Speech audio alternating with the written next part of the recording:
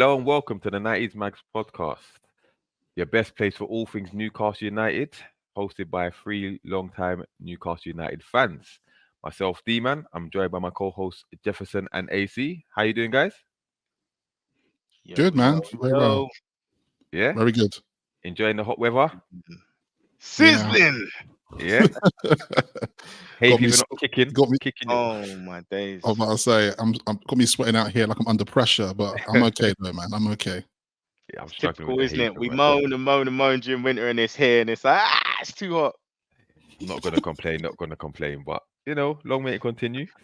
Boy, where we're ready to start, lads. I think we're just gonna we've got a few things to cover this time.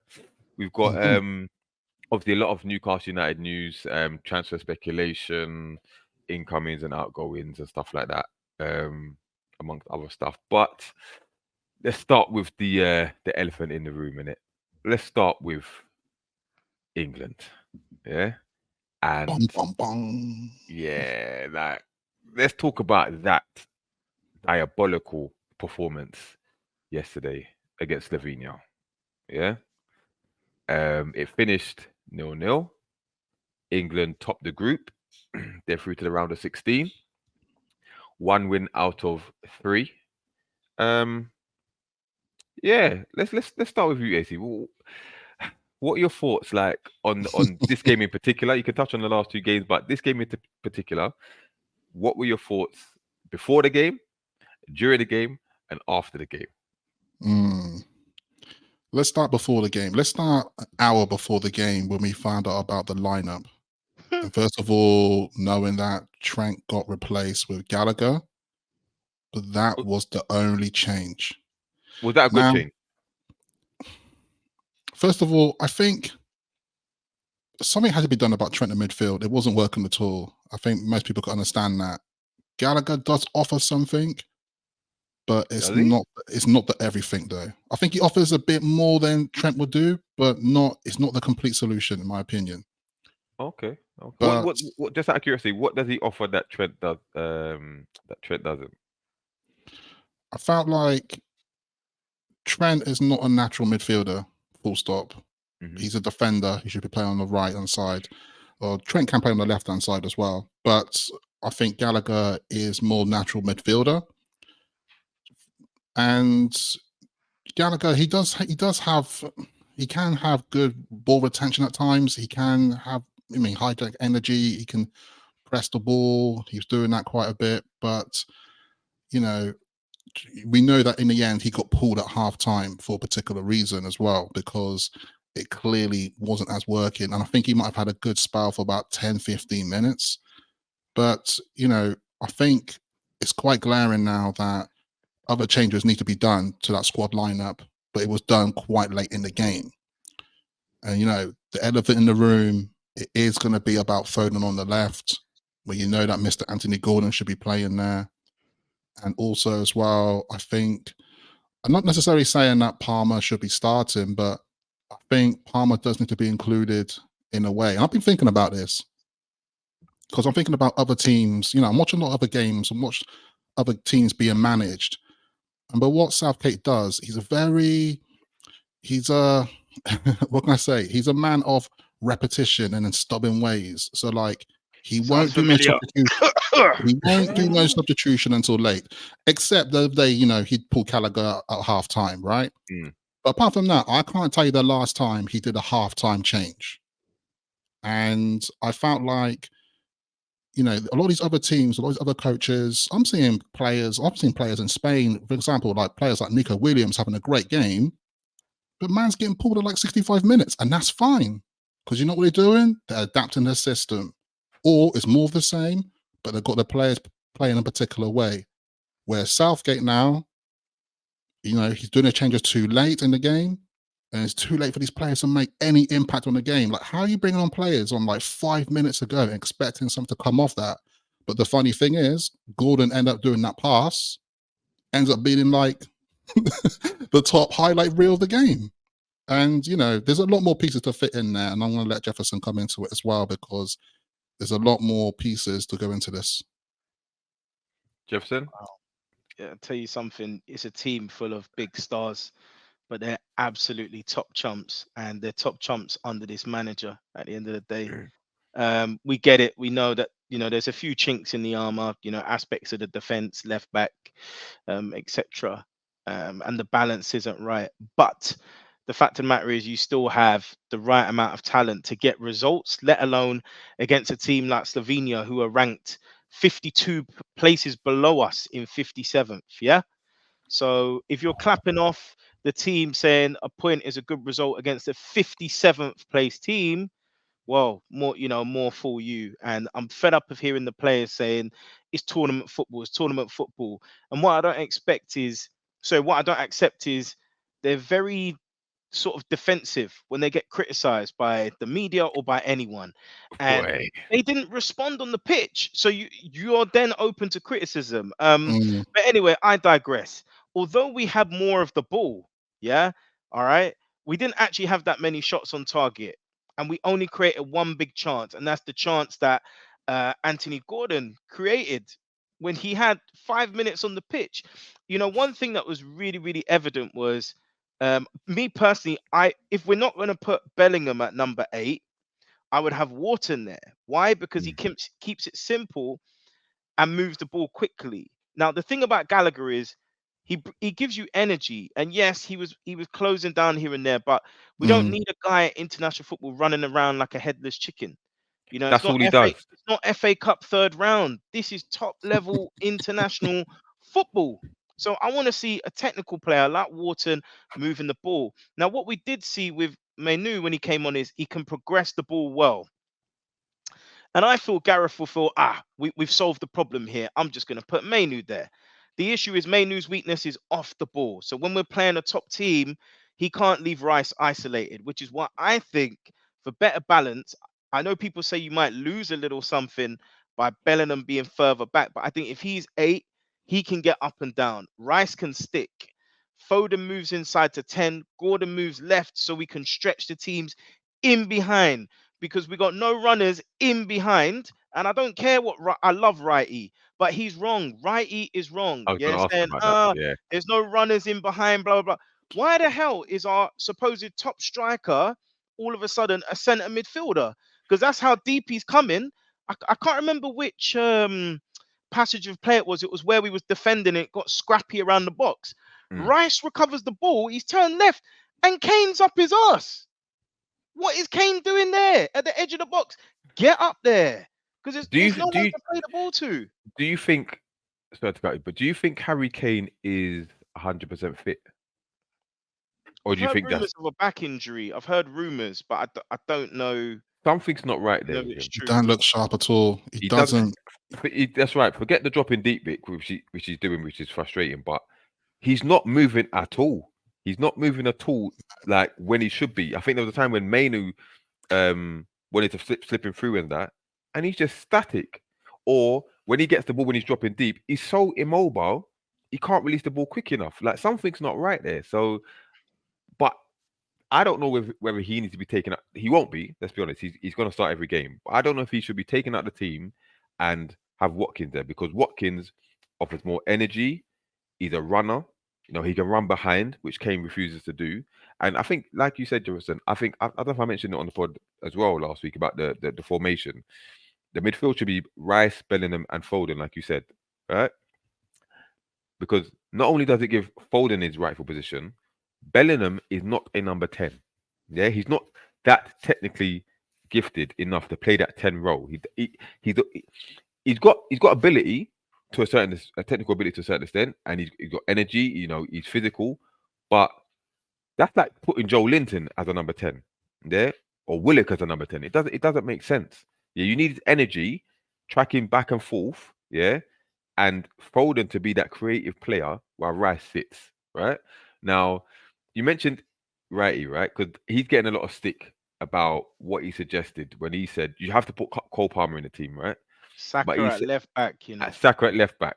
Now, to me, you can't put a player like Saka at left back, but Cole Palmer's cameo proved what he can bring to the team, right? A lot of energy, a lot of creativity. He's direct, and that's what England were missing.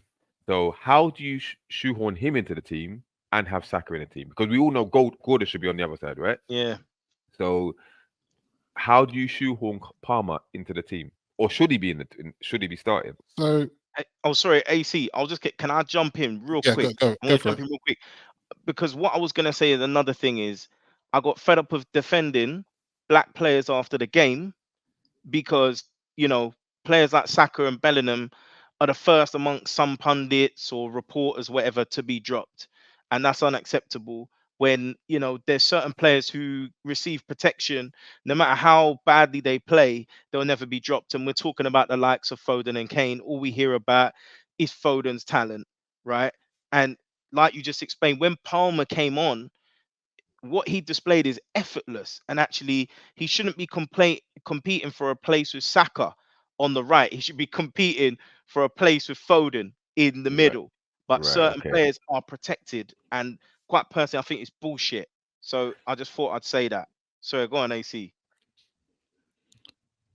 I've actually forgotten my train of thought. Sorry, bro. I was focusing so much on what you were saying, but totally that. I think some players are definitely being protected, and I think going back to Harry Kane, he doesn't look sharp at all. And even with that move they pulled off by Gordon with that pass, which I have to say, it was a killer pass. That ball cut through. You know when you call it grass cutter, it just cut the grass. Yeah, it cut the grass straight. And when Mainu got it, he obviously did a nice little back kick to also Kane. But then Kane's decision making was just like off. It was when I'm replaying the back of my mind right now, and I just still can't believe that he tried to play it off to the side, and I forgot who it was. It might have been Walker. No, I can't remember who it was, but someone had to like run into position to try to grab the ball, but no one was near it at all. When what he should have done is played the 1-2 with Mainu. So I feel like Watkins, we haven't talked about Ivan Toney. Like that guy I'm telling you now, he probably would have scored a goal by now if he was starting. He's not going to see the light of day under Southgate. He's not. He's not. You know what I mean? He's just there to warm the bench, bro. He's not going to get. But obviously, Mainu, England played better second half, right? And a lot of that had to do with the introduction of Kobe Mainu for Gallagher, right? Now, moving forward, because we know. Foden's left for the birth of his third child, but he's be back by Sunday, right? So you're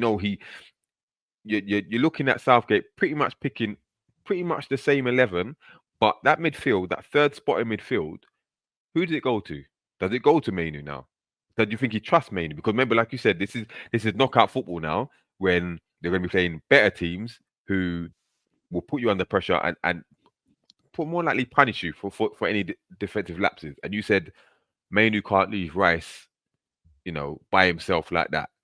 So does he go with Gallagher again? Does he go with Trent, or does he go with Mainu? I think for me personally, and I've always thought about this about the Mainu thing, it's like he's a quality player, he's a good player, but I kind of felt like it's too early for him for this kind of tournament. I don't know. He's still quite young, and I don't want to even start going down that route about players being young and then being not ready, because in the next sentence, I know Southgate said that in his punditry, where he was basically saying that his job is to protect these players, and it's a nonsense kind of statement, really. Because I'm just like, why would you even pick Gordon and the likes of Palmer for this team, who are the young talented players? We, by the way, won the Euros for the under-21s last summer. It's only last summer, right? But he's want to protect them and not want them to start, and he wants to embed them in slowly. And it's just like, we ain't got time for that. But I think there's something wrong with this, brother. I'm telling you, because everyone's saying what needs to be done, from the pundits to social media. Everybody can see what needs to be done, and he's oblivious to everything. Even when he talks, he's got this starry look about him that he's just not paying it. He just doesn't know where he is. He's not grasping what needs to be done. Like, how can he be that stubborn? He wants to burn his sword. Delusional. But this is a scary thing, because obviously England haven't played well in the first group stage, right? Now we're at knockouts, because I've always said Southgate is scared to lose, right? So now we're in knockout football, he's even more scared to lose. So what he's going to try to do is get a 1-0 or take. I heard Harry Kane talk about, these games could go to extra time and penalties. You're hoping it goes to Wow. extra time and penalties. Like, what kind of Wow. mentality is that? Bad. That just shows you all you need to know about the mentality of the manager, and it's trickling down to the squad. Like, it's going to be. I don't know who they play next round. It might be Netherlands or something, but expect a 0-0. Expect a 0-0 and extra time, and you probably get penalties. I'm telling you now, if Netherlands are facing England next round, Netherlands are going to cook them. I watched Netherlands the other day, and they're big pretenders for me, man. Huh? Netherlands are big pretenders. Have you seen Van Dijk's defending, bro? Have you seen it? No, but I know it was a high. Who did they have? Finish. It was Humphreys running in behind, Xavi it had Simon. Austria. It was Austria. They can't finish their dinner. They cannot finish their dinner. They're whatless up front. They got Memphis Depay, bro. What's he doing? Nah, it's not happening. England will beat the Netherlands. They will beat them. Every have to be on penalties. They will beat the Netherlands. Yeah? He scored against Austria, but didn't they lose? Gakpo scored a decent goal as well. I think, but the thing is, the difference is though between Netherlands and England right now is that when Netherlands attack, they're direct. When we attack, we are not direct. We are not direct. Backways passing. The ball is going sideways. The ball's not moving quick enough. We can go through the list here. You said about the ball going sideways and back. Why is it, right? And I've been saying it for years. Why is it that every other European team, no matter how good or bad they are, they can pass the ball around properly and directly? They can with confidence. Their players are all comfortable on the ball. Why is it that within English football, like, do you know how many times they pumped it long again yesterday for Kane to win, try to win a header and stuff? It's embarrassing. Why are they not comfortable on the? Why can't they knock it around like with conviction? It's sideways. It's backwards.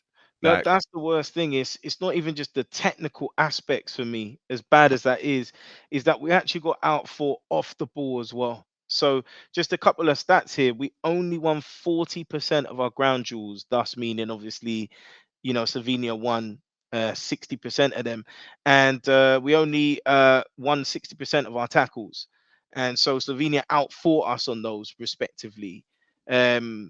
And they also have more interceptions. So it's telling you that also the problem is the midfield, So that selection of, even whether you've got Gallagher, we're still not winning that midfield battle. And I think Declan Rice has to be called out as well, because he's been poor. His passing has been poor, and his decision making has been poor. And I've seen him actually showing a lot of petulance. I've seen him moaning at people, shouting at people. Foden's been doing that as well. Get him off the pitch, man. Seriously, I've had enough. They think they're these big names, but they're not turning up. So get them off. Get other people on. Speaking of big names, right? Obviously after the first game, the whole thing was about Bellingham, star boy this, star boy that now. And now, like, the last 2 games he hasn't performed, right? And they're onto him, right? Now, how would you assess his performances over the last couple games? I'll let you go, AC. So it's a tricky one. The first game, he looked very hungry for it. He looked like the appetite was there, but the appetite has gone missing.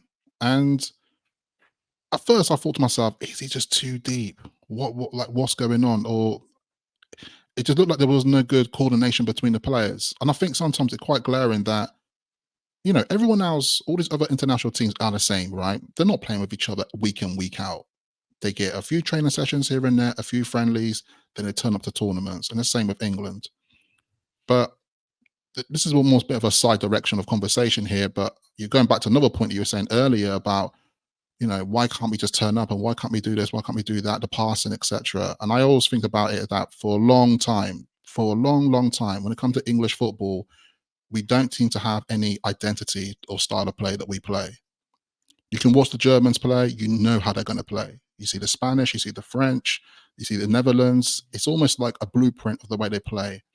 But for the English here, I feel like, especially underneath Southgate at the moment, I don't think anyone can say what our identity is. And I think it's almost like Southgate is struggling even knowing what to do with Bellingham at this stage. It's just like, I don't know. It doesn't look like Bellingham's got the freedom. I don't know what directions he's been told to be like, cover Rice, or I don't know. It's like he's all over the shop. It's almost just like he's you don't know if he's coming or going at the moment. If the streets are saying that his PR team is crazy, they're saying that it's exceptional because it's masking his limitations and his performances. He's not getting the criticism that he actually deserves. But I disagree. But Jefferson, how would you assess his performances? I think the first game, he clearly played in that number 10 role. He got a goal. And we could see he was G'd up. He was a driving force for the team. He was winning the ball back, getting up and down as well, basically doing beyond his duties. Second game, he was clearly off it. Much like I've mentioned Rice and stuff, that sort of thing can be infectious. So I give man a Blythe for that. Yesterday, I'm not going to get on his case. Number one, because everyone was poor again. But what I would say, actually, what people didn't realize, Mr. No Hope, we know we're talking about there, dickhead, but he called him out saying he should be dropped. I don't think the guy or other people saying he should be dropped understand football. So let's think about it like this. My man has been playing with Modric and Valverde and Chukwuemeni, yeah? Mm-hmm. He's not getting that same quality in the England team, He's got no free license to get forward. He's having to chip in and do a lot of running, bruv. Do you know how much that takes out of you over the course of 90 minutes? The other thing is, he basically sacrificed his position in parts of the second game and yesterday. If anyone saw the patterns of play, he was on the left-hand side of the pitch. Why? To give Starboy Foden Yeah, his you're right. space in the middle. If you notice that chance with Trippier, he was on the left side. He passed it back. Trippier swung it in, didn't he? So that's what Bellingham was having to do. And when you're on the left side, you're having to do more running. Now, I'm not sure if that was instructions that Gareth gave to say, look, would you mind giving way for Foden to get more on the ball? We seem to be more, successful or whatever. So he actually indirectly made a sacrifice yesterday. And I don't think people realize that. So I'm not going to judge him on that. If anything, he's a team player for doing that. He's not a prima donna. And he tried to cover those spaces as best as he could because he's an athletic player. So I just think personally, if you put him in that number 8 position, he'll give us the balance that we need in the team. Not wide left, not wide right, not number 10, not second striker. Put him as that number 8 and see how we get on. Okay. And before we move on, I know you mentioned the pundits and their comments about certain players and that. Do you think that should England, get knocked out of the round of 16 or, even the quarterfinals, right? Do you think it's going to be a similar situation like it was at the last Euros, when it was the black players that were predominantly blamed? They faced a lot of racial abuse on social media. Do you think we've learned from that? Do you think as a nation we've learned from that, or is it still going to be, something similar? Or are you expecting, a bit of an improvement or anything different?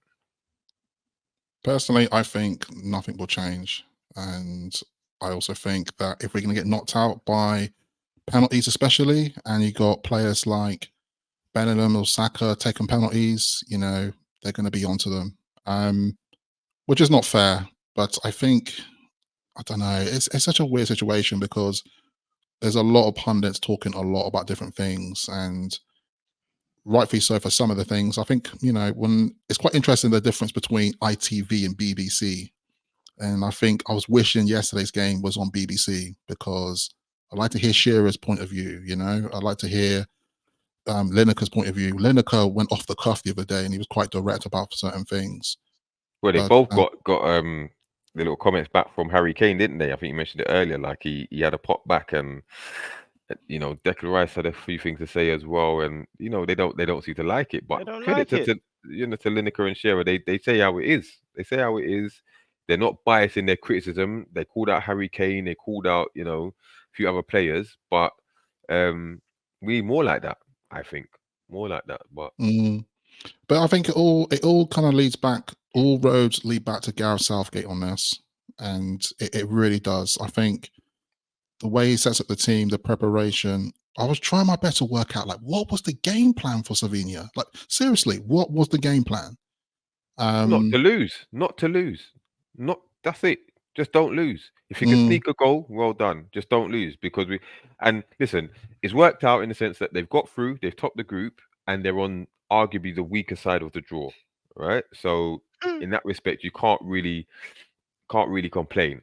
And that's the positive side of it. And also, there are a few other nations that haven't really got going yet. You're talking like France, even Netherlands, Belgium. You know what I mean? There's still other big nations that haven't got going yet. So it's not just England, right? My issue with Harry Kane made a comment the other day, and he said something like, "Oh, if you had told any England fan that they would have topped the group, they would have beat your arm off."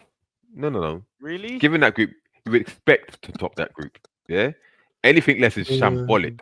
So you're not going to get a round of applause like for doing what you expected to be done. But it's the nature of the way you've done it is very concerning. It's the manner. Exactly. Moving forward. 0-0 draws. We've only scored 2 goals, man. Two goals.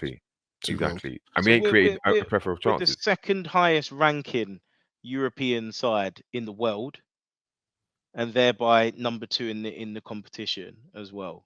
So the bookies have had us as joint favourites, man. You know, it's just not acceptable. It's not good enough. I just want to make a little point though. Again, is that I think the thing about the racism thing is it's a very subtle thing. So it's very evident that the team performed poorly, with the exception of potentially sort of Mark Guehi. I think Mark Guehi has probably been our player of the tournament. He's doing well, you know, really good. He's doing very well. He's doing very well. But that aside, people will always think to drop the black players first, which, like I said, people aren't watching the game. They're not seeing that Bellingham is making that sacrifice. They've not seen that he's scored a match-winning goal. Without his goal, we don't go through. Saka got the assist for that goal. And I guarantee you that Saka will probably be dropped for Palmer. Palmer will be played on the right, all because they don't want to drop Foden. And what this goes back to, I don't know if you guys remember, but I think it was World Cup 2002. Italy had many strikers, you know, the likes of Christian Vieri, Totti, Del Piero, Ventola, etc.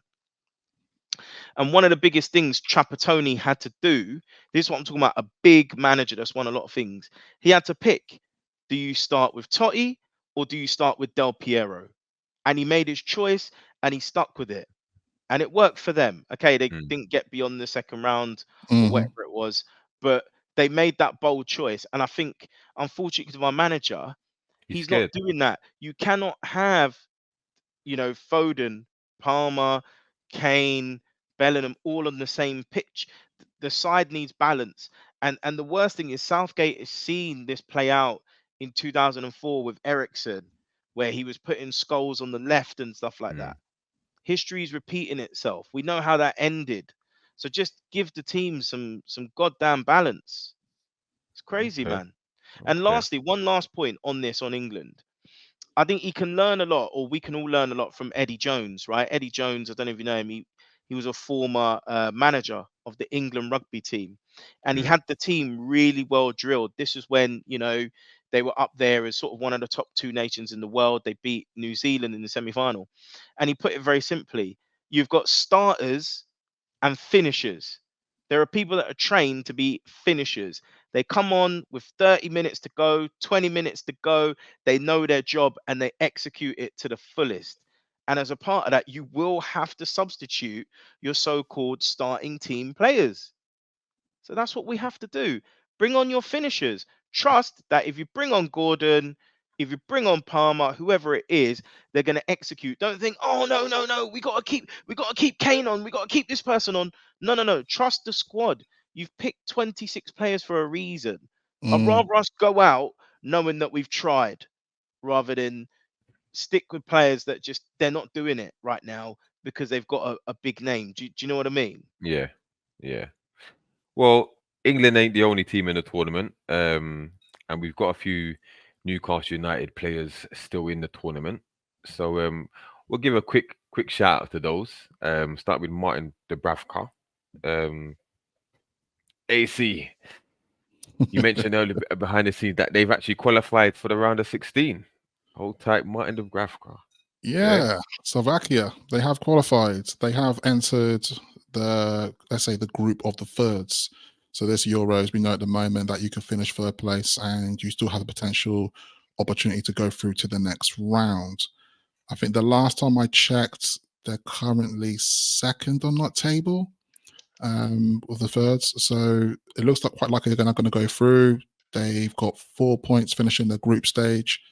And I think at the moment, the team in sixth place on that group stage, I think is, I want to say Georgia. I could be incorrect, but someone at the bottom there with like 2 points who won't qualify. But yeah, Dubravka, shout out to him. I think his stock is rising. Rising. So we reckon Jefferson, seen as the James Trafford links have gone quiet, Dubravka to stay. Is that what you're saying? No. I'd rather have Mark Gillespie in goal at this point. I'll say pass that as well. Pass. No, I'm joking. Put AC in goal. No, man, I'm not going in goal.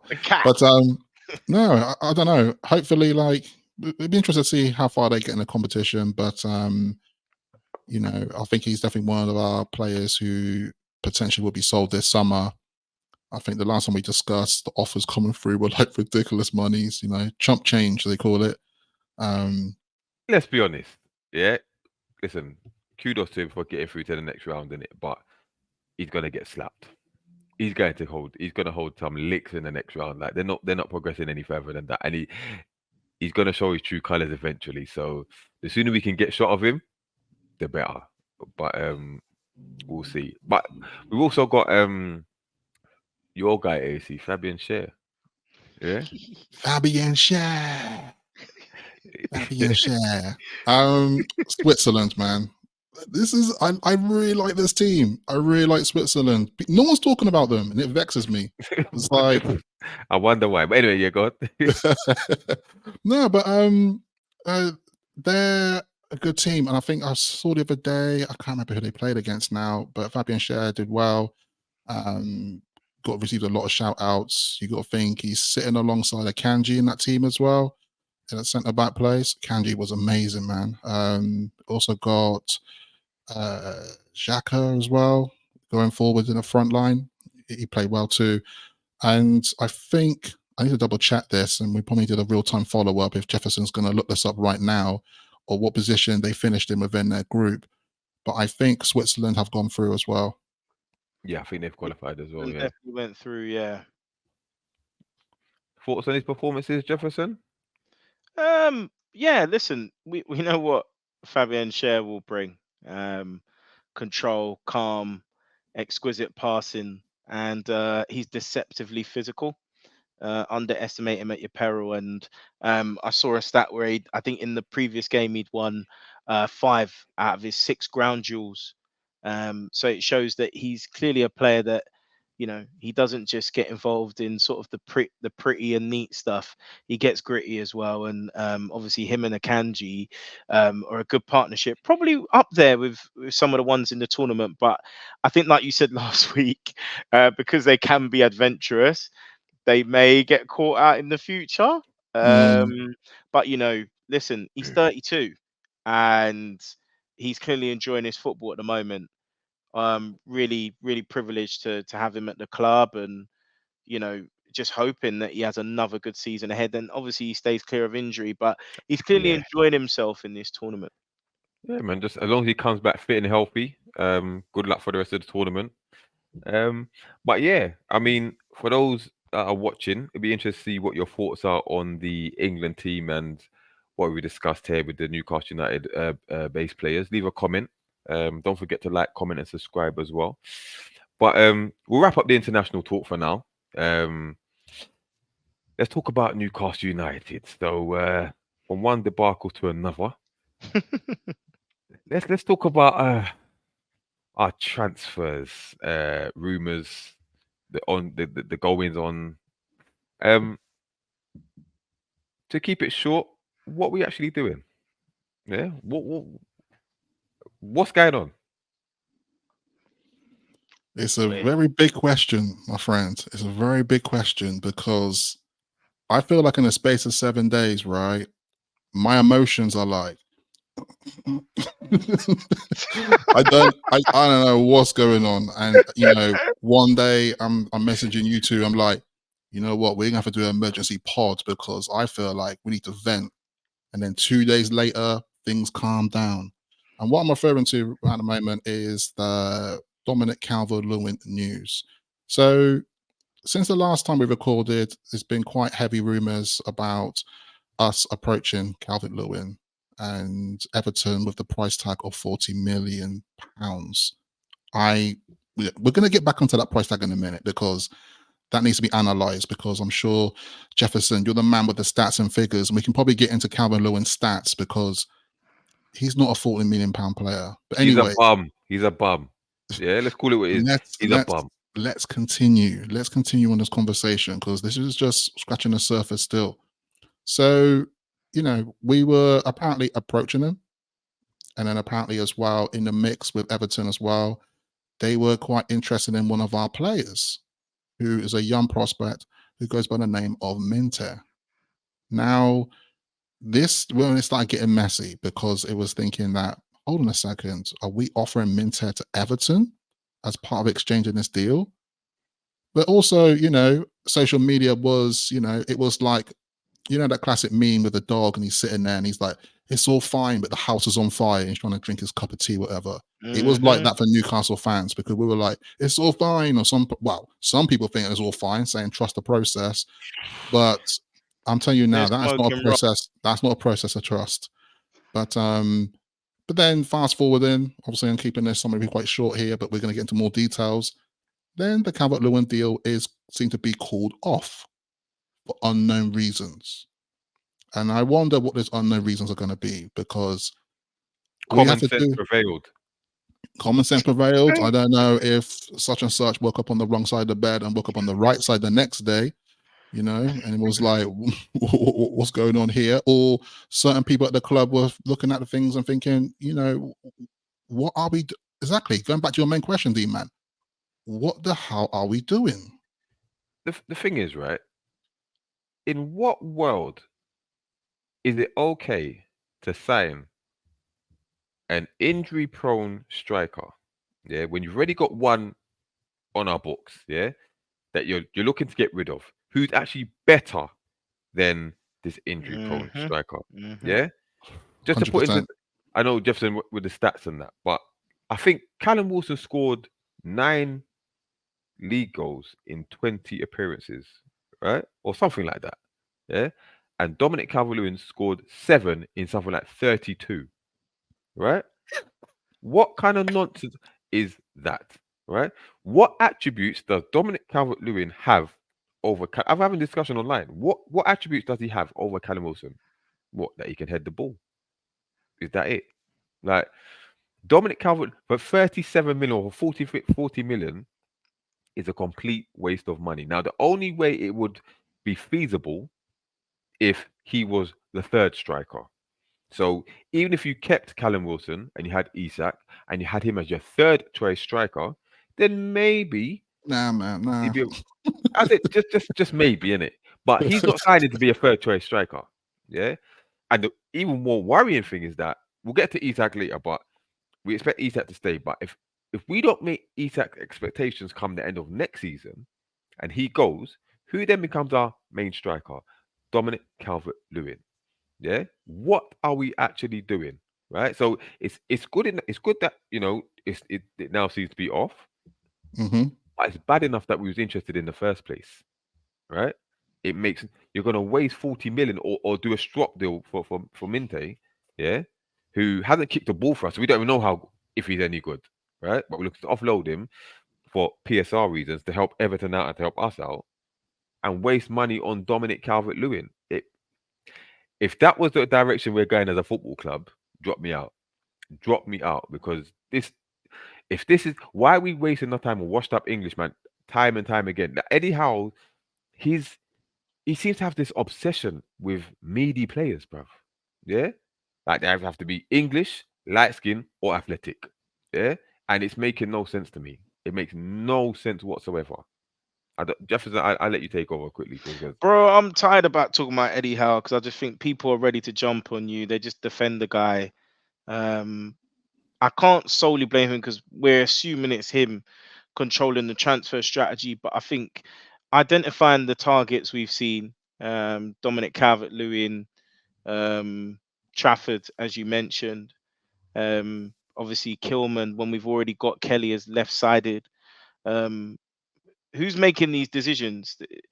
You could argue there's no strategy, but a kind of really simple strategy, really, which is what you've explained, getting these sort of proven Premier League players, but they're kind of mid-table players. So the thing is, when we finish 7th, which is outside of the European places, or basically due to the circumstances of Man United winning the FA Cup, he should be thinking, right, what can I do to close that gap? What can I do to finish in the top 6 next season? None of those players we've mentioned and we've been linked to would improve us or close that gap. None of them would improve our squad. And I don't care what the happy clappers are saying. I don't care. Okay? They're not going to improve us. And you mentioned Dominic Calvert-Lewin. So, for example, you mentioned in the Premier League alone, 32 games, 7 goals. That's not even 1 in 4, my guy. That's not even 1 in 4. And we know Callum is actually our second highest Premier League goal scorer after Shearer. He's been 1 in 2 for us. How can you trade up a 1 in 2 striker for a 1 in less than 4 striker? It makes no sense. No sense. He's also missed more days through injury. I think roughly 65 to 70 more days. I think it's like 260 something days. I think Callum's missed like 204 or something like that. So, he's clearly more injury prone.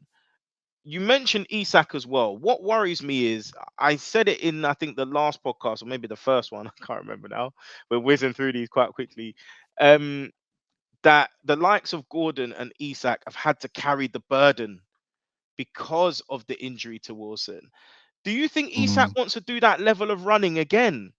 I'm sure he'd like to get rested or substituted at points. The last thing he needs is another injured striker, and it's like, oh, son, you're gonna have to give us another 90 this week. So is Eddie learning from his mistakes? I'm sorry, I know there's some really loyal fans and they get on at us, but you have to call a spade at the end of the day. This strategy is off. And I think as well, it's not just him, it's the board, right? What ambition is the board showing? I think we'll talk about Minte in a second, but effectively people are jumping at us for being shifty with PSR, right? But effectively that deal needs Minte to work in tandem with it, because the simple maths is Minte plus 40, Dominic Calvert-Lewin minus 37 equals plus 3. So we're effectively paying 3 million for Calvert-Lewin. That's what it is. But it's money wasted. No, it still doesn't add up to me at all, because there's several points to this. First of all, the way that we should be approaching things, especially with where we currently are in our journey, of terms of the so-called 5-year journey of ours since our takeover, is that we need to improve our starting 11. Improve the starting 11. I don't see Calvert-Lewin as a starting 11 player, because he's not going to replace Isak in this. But also, we should be investing in players that do have value. Invest in players that down the line you could sell. So let's say we did buy a striker, player not Calvert-Lewin, but someone else who could be, you don't have to invest even 40 million to that player. It could be a 20 million player. You can buy someone who's up and coming, a young player, and in 2 years, they might actually gain some actual value on top of their contract. And therefore, when it's time to sell, we can actually make some profit from that as well. But I think this all comes back to the fact that at the moment we have no director of football at our club, and it's quite glaring. And I think the board here, Amanda and co, are struggling with this factor, because from their position, they're trying to help or deal with this situation with Eddie and co trying to deal with this. But the missing piece is the director of football who would help with the strategy, because at the moment it's not clear to me what the strategy is for this summer. And we're going to know a lot more as July kicks in and August kicks in as well. We're going to see it be revealed, because like we said before, we're not too clear how much money is available for the summer window, but we are realizing as well that a few players will have to be sold to add to that budget as well.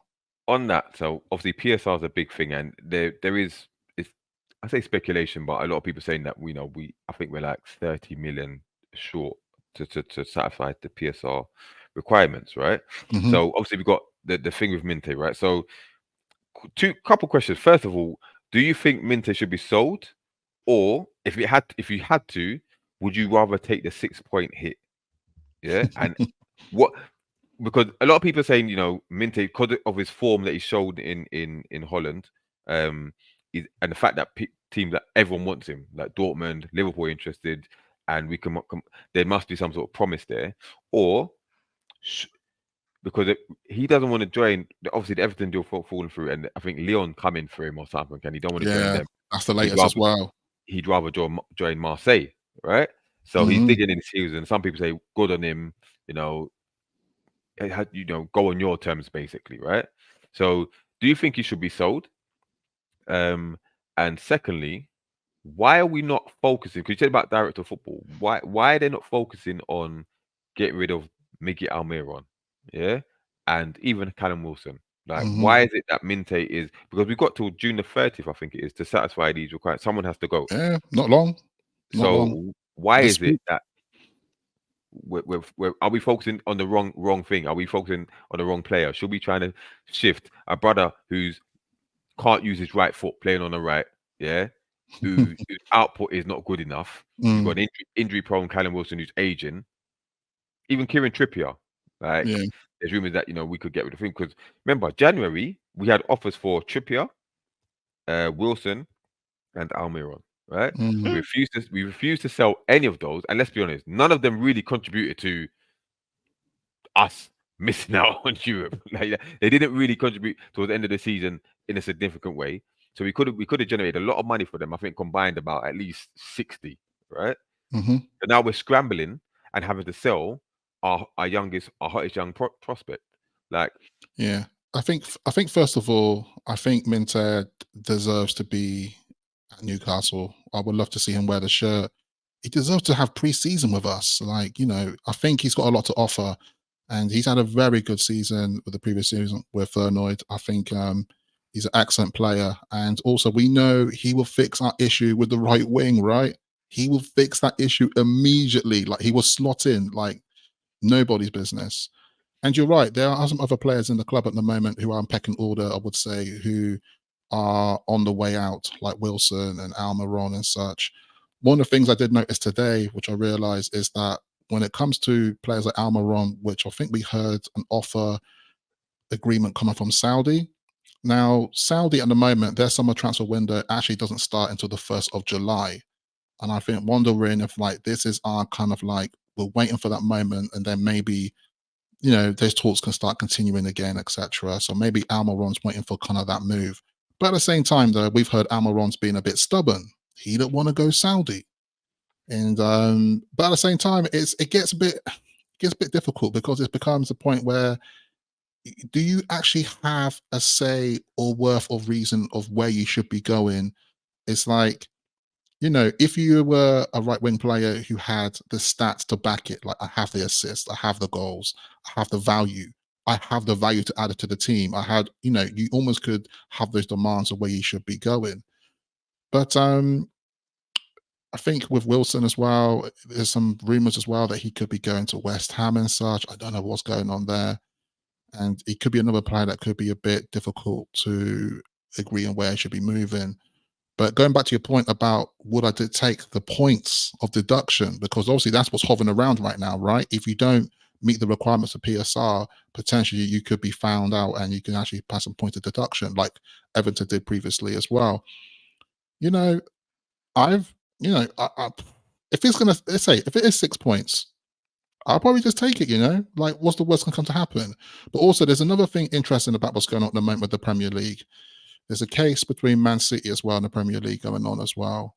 The outcomes of that case could impact us in the future as well in terms of our spending. So, come it's on, a man. thin line. It's a thin line, but I think at the moment the Premier League have got their backs to the wall with a lot of things. A lot of clubs are not happy the way things are being done. Premier League now start looking to the bits because Villa and Chelsea doing deals between each other. It's just like what That it's turned Kellingham into. one. Wow, It's turned 19 into million for monopoly. that kid. It's turned into monopoly basically, and I think the Premier League becoming almost weaker and weaker by the week because clubs now are just going to do as they please. Listen, And Chelsea know how to play the game, right? But I guarantee if we tried that, they'd slap us with their almighty fines and points deductions. yeah, Well, you But heard we're Chelsea, being scrutinised about Monaco. You heard how we want to buy Monaco. yeah, We're trying to expand our portfolio. None of these other clubs get scrutinised, but we do. the rules are yeah, different for You us, know. innit? The rules are different for us, but yeah. haters are gonna hate in it.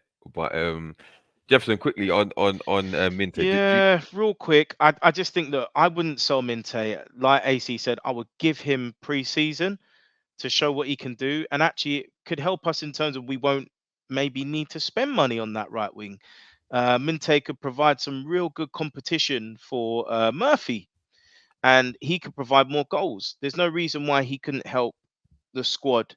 The other thing is what you don't want to do is really sell one of your talented players. It's very evident he's got a high ceiling. So there's no reason why he either shouldn't succeed at our club, or if we're patient and he has a good season next season, instead of 40 million, we might actually be able to get 60 for him. So it could pay Exactly. us dividends down the line if we're a little bit patient. We also know as well that Arne Slot has worked with him before and he's keen, and I'm sure he's probably just waiting to see what happens with this. So yeah, I think keeping him allows us to spend money in other areas, and I think we've seen it with Forest. They appealed and got their 6 points put down to 4. Mm, Um, but that could be the difference between us finishing in Champions League or not. You know, yeah, it's a yeah. difficult one, isn't it? I think I'd like to see Minte stay, see what he can do. Like I said, provide competition for Murphy. I mean, I'd like to think he's better than Murphy and he should start because I keep saying we cannot go into another season with Almiron being our right winger because we will fail. The guy is trash. Like he, his time is up. How can you not be able to use your right foot in any capacity? It's embarrassing. It's absolutely teams will look at us like we're a joke. We haven't learned from our mistakes. That's what we're saying. We're too loyal. We're Mm. too nice. We haven't learned from our mistakes. Get him out of the club, bro. If he refuses to go, bench, put him with the reserves or the under 14s, whatever he wants to do. I mean, Do you think secretly Eddie doesn't want him or Wilson to be sold? I Do you can think understand deep Wilson down? deep down. Miggy, I think he probably does, but Miggy, Miggy's that nice guy. He just sit there, yeah, smiling. Like, nah, bro, we can't be nice anymore. We Works have to hard, be works ruthless. hard. That's it. I'm a hard worker, The hard thing, the worker. thing is, historically though, we've seen it. Yeah, Maxi, he knew what was going on. Of course, he wanted to stay, but he's done his bit for the team. He knew what was going on there. He knew what time it was, How does and the hard same, time, the man, did same it? for Shelvey. Same for Shelvey. Look at Chris Wood. Wood knew what time it was, but he Yeah. he saw that he understands about the project. So Hmm. these Right. guys ain't gonna kick up a fuss. They know their long-term future ain't there. They're just helping out the club. And that's the way Miggy's got to see it. That look, I've had a great 5 years. Time to Mm. bounce. You know. So, how much do you think we're gonna spend or we can spend? Because Newcastle tend to be uh quite quite secret. They don't really let much go. Like people can speculate how much we're gonna spend, and when we say even Mm. when Eddie Howe says we've got a limited budget, then your next minute he's buying Sonali for how much and all the things there. Like so, how much do you think realistically we will spend or we have to spend this summer? I don't know. It's a really tough one. I think, 150. 150. yeah, I I was had that. gonna say, I had that figure in my head as well because apparently our sponsor of Adidas, I think that money doesn't come in this summer. Apparently as No, well. it does. It it does. does, yeah, It does. and And the so Okay. does Champions League money, Champions League and Seller. I didn't know yeah, that Seller didn't come in last season. It's come in this season. 25 mil. So we've got 40 plus 25, and Champions League is 31 or 32 mil. right, That's Mm. on top of the 175 television money. right, Although for some reason you don't count 50 million of it because that's meant yeah, to be parachute payment money. So it's basically 125. And I think obviously whatever prize money you get for finishing where you do in the Premier yeah. League as well. And once we sell a few players and that, we should Mm. we should have. So with that now, all right. So if you give me your one dream signing and one realistic signing, yeah, Oh man. we'll start with Jefferson. Wow. It's weird because I guess they're both dream signings because but I think one's more realistic than the other. So I'm gonna say the one that's a little bit more realistic, I actually think is Ferran Torres. Um, there's no secret that Eddie wants a striker that can play across the front three, so can provide cover for the wings and the centre forward. And although Ferran isn't clinical, sorry, not clinical, prolific, he will add much needed firepower to our front line and most definitely strengthen the squad. So I'd like to see him come in, whether it's a season long loan, whether there's an initial payment, something, like 30 million and the rest in performance related bonuses. That would be fantastic. Yeah, but he adds a lot. And I remember Pep was quite upset when he sold him because he was raving about him. Particularly, don't know if you remember that hat trick he scored against us. Oh That yeah, backheeled goal, that backheeled volley goal he scored yeah. against us was naughty. So he's a very, very tricky player in the box, which I think is something. It will give us a little something different as well. So I'd Mm. love to see Ferran Torres come to this club. I think it's a deal that can be done, but we would have to stump up a little bit up front because we know Barca are desperate for money. We know Oh about yeah. their financial Oh yeah, definitely. situation. Broke boys. The other one for me, and you know about this, D man, I've gone on about it probably for about 6 months now, is Ederson. As a centre midfielder, defensive midfielder, the South American expert Tim Vickery went on about him, basically explained that he's like a Joe Linton, Bruno G sort of hybrid. So although he can play as a six predominantly, he can give you a little bit going forward as well. And we saw his display for Atalanta, as you can see with the medal there in the Europa League final. Yes, sir. So he had a very good season in Serie A, but unfortunately, I don't think we were paid the sort of £50 million, £55 million that Atalanta would probably want, unfortunately. But he's the six, I think, that could be transformational for our team. And you know what? We should have bought him or approached him a year ago. It's too Yeah. late now. It's too The late stock's gone up. because now he's in the Yesterday's price limelight. is not today's price. Exactly. He's now in the limelight. It's gone. The ship has sailed, man. The ship And has his sailed. performance in that cup final, the Europa League Cup final again. Outstanding. You can tell he was playing. He was playing Yeah. for. He knew. Shop Like I said window. before, when you're playing in Europe underneath those floodlights, it's different. He was That's playing it. for his future. That's it. Different gravy. I'm gonna keep mine short and sweet. So my dream one is Lamine Yamal. Yeah. The teen sensation from Barcelona. Like, listen, those at Barcelona, they've been raving about him for a long time now, and they've obviously they're saying he's the next one to Messi, in it. Like, he's that good, yeah. And I don't know if you don't watch La Liga, but his performances the season gone, very impressive. Like, he's 16, I think it is 16, Yes, and he's playing Euros as well. the maturity, the fearlessness of his performance, and obviously the ability is a madness. And like I said, he's been playing in the Euros, and he's held his own, bruv. Yeah, you got Nico Williams on one side, him on the other. It's a madness. He's embarrassing grown men out there. Yeah. So if he continues on that trajectory, I don't know what kind of contract he's on, but Barcelona, these Spanish team come with these insane buyout clauses. But It's 1 billion. I'm gonna 1 say billion. it's $1 billion. Like, and they'll renew it again in about a year's time, and that'll be like 2-3 billion. Like, We this could guy, actually afford it. and I hope, I hope we're the only ones who can, in it. But I hope that he doesn't go the same way as because Andrew Fati was meant to be the next up to Messi, and he was a G when he first burst on the scene. But then injuries, loss of form. He's had some major injuries as well, and he hasn't come back. So if he can stay injury free, yeah. If Yamal can stay injury free, obviously he's never joining Newcastle, but the heights that he can reach to, Listen, he will look it's good in black and white. He will it's look gonna good be in black and madness. white, boy. That is a Madness. wet dream, my friend. Wet dream signing.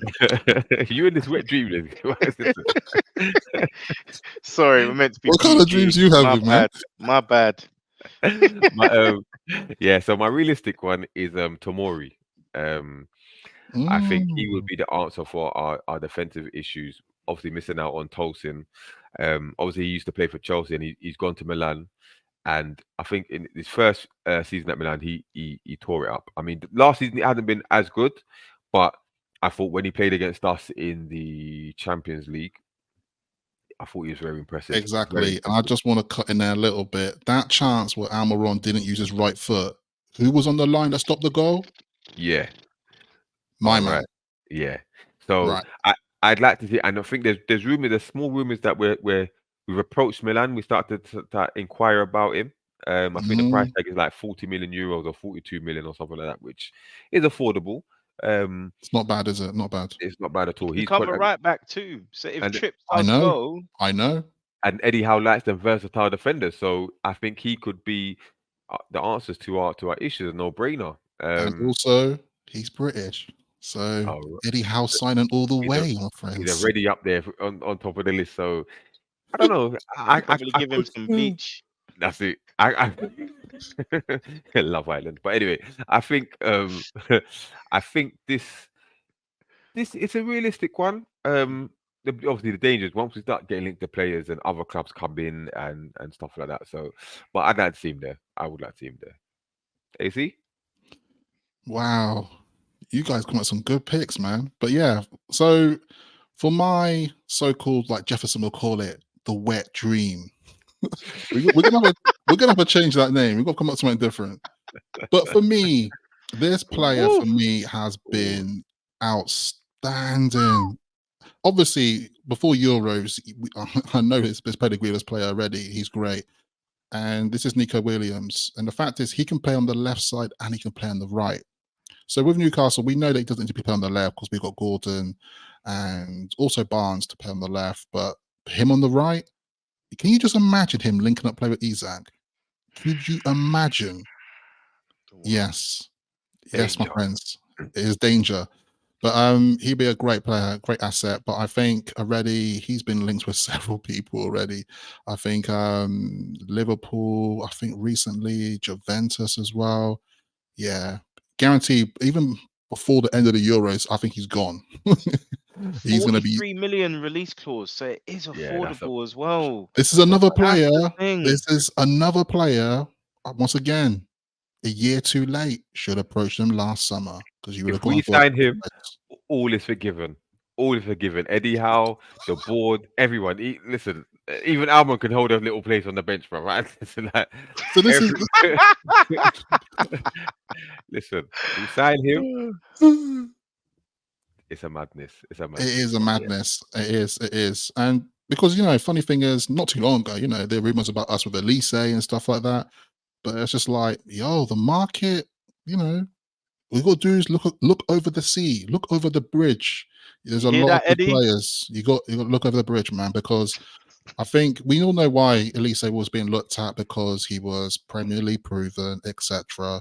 I think that's one of Eddie Howe's kind of like top things on the checklist to almost have making sure be appropriate for a signing.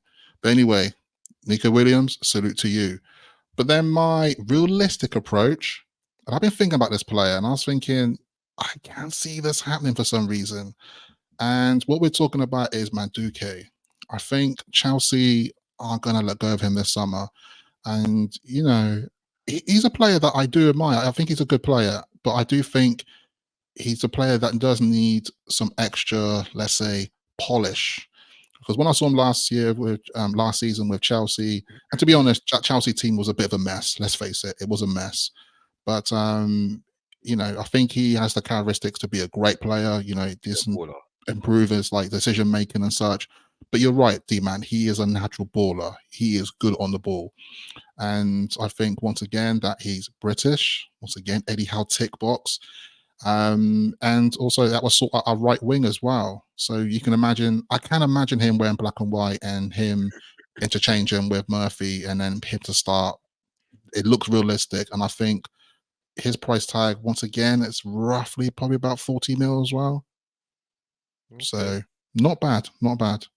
We definitely have to get someone out there. We have to get someone a serious signing out there.